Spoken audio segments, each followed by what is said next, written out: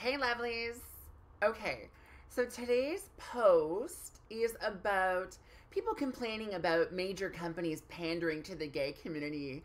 Mostly gay people complaining about the fact that, they're trying to get the pink dollar. Need I remind people that we're only in 2015, folks? It was only 1969 at Stonewall that we actually finally started getting some rights and recognition. Just saying, the first gay pride march ever was in 1970. I think that what we have to start remembering is that large companies, they don't need to pander to us. They don't need to make gay positive or trans positive shows or commercials, because in reality, they're going to lose business. It's kind of awesome when a company like Winners or IKEA, for instance. Did you know, by the way, that in 1994, IKEA was the very first ever company to have an openly gay ordinary couple in their commercials? Openly gay. Not, on the down low. Not, not grinderific, but like openly gay. And, the thing is that these companies don't need to do this. With things like the Million Mom, whatever it is, and, that Baptist church, that backwards Baptist church, wherever, big companies realize that they are going to lose a significant portion of their revenue by making gay commercials. Yes, they're also going to earn a lot of new customers. Last year during World Pride, when I was at Winners, I bought my dog's puppy pride t-shirts, and it was weird because there was a sort of swell of pride when I was in Winners getting this shirt, because I was like, wow. I was like, I know I always go back to kids because that's what it's about for me, okay? And it should be about that for you too, because GLBTTIQQ kids are our they're our future. So if we don't start to fix things now for them, where do they have to go, right? So, pardon me. So I got the t-shirts and I instantly, I put it on Instagram. I was like, this is a company I want to support. The thing is that companies like Winners, major companies, by portraying the GLBT lifestyle in a positive light, what they're essentially doing is helping to normalize our lifestyle. So who gives a shit if they're pandering to us and they're only making these commercials because they want our money? The reality of it is that they don't have to make these commercials.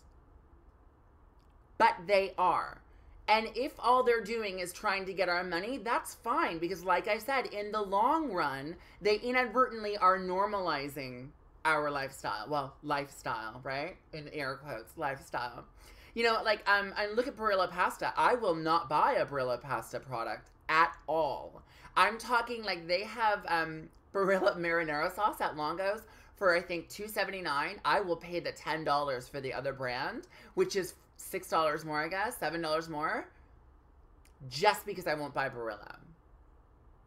I will not support a company that does not support me. I will not support a company that doesn't support future me's coming along. I can't give my money anymore to a company that I know doesn't support me or my lifestyle or any other part of the GLBTTIQQ, umbrella. I won't give my money to them. I urge you all, these people that are bitching and complaining about the pandering and all that other stuff, I urge you all to take a big glass of shut the fuck up and remember where we were. Remember how far we've come. Remember when Ellen came out on her TV show? It made the cover of Time magazine. That's how big it was. Remember when Roseanne kissed Muriel Hemingway on her show? Big deal. Guess what? Now those things aren't such a big deal anymore. Why? Because trailblazers like Ellen and Roseanne and RuPaul and, Laverne Cox and Candace Cain, they've normalized things. Normalized it. They've normalized what I am is completely normal. Well, my idea of normal anyway. It might not be your idea of normal, but I think that the general consensus is that it normalizes it across the board. And, you know, and it's trailblazers like IKEA, like, bravo, IKEA. 1994, the very first ever, 11 years ago. What is it? 11? No, 21 years ago. Very first ever openly gay commercial, 21 years ago. You know, when I do my talks at Ryerson University, the most common question that I'm asked is, do you think things have changed? You know what? In my very short time here on Earth, I don't have to think things have changed. I've watched them change. I've watched them change. I've watched transsexual women go from being on Ricky Lake to being on Elementary.